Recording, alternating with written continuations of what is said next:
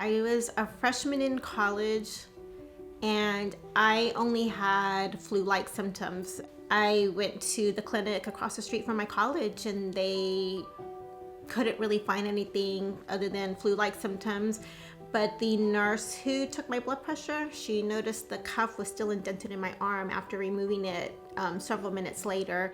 She took some blood samples and 2 days later, I was told to check into the emergency room. They were waiting for me. When I went into the ER, I was already told that we think you have lupus, but I was already in complete kidney failure.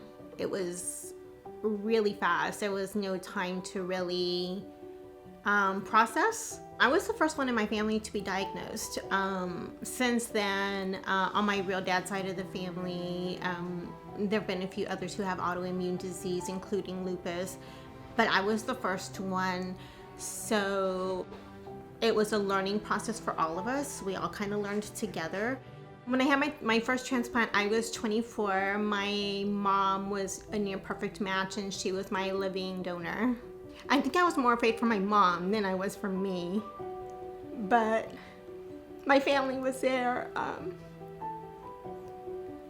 My transplant coordinator was phenomenal. She always made me laugh, even in the scariest moments, like, why is this lady making me laugh right now? But she did. But no, everything came out good and I didn't instantly feel better. It wasn't until maybe a week, 2 weeks after the whole ordeal that I could feel appreciative and not afraid anymore. It's a lot. I mean, it's,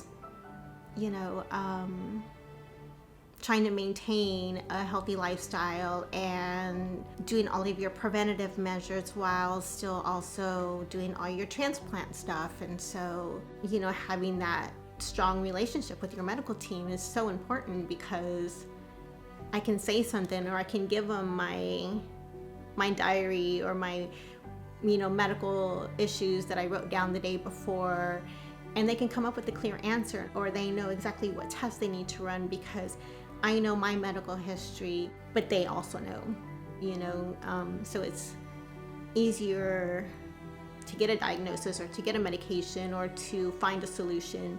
And if you have lupus nephritis, I know that there's stages, so you may want to ask your doctor at one point in time or another if you need to have a kidney biopsy, because that'll tell what level your kidney is at. Leave with a clear understanding of what your medications are going to be for, what the diagnosis is, what this means long term. Be your own advocate. Learn as much as you can. Ask questions. If you don't understand what the doctor is saying, keep asking. My name is Veronica and I'm looped in on lupus nephritis.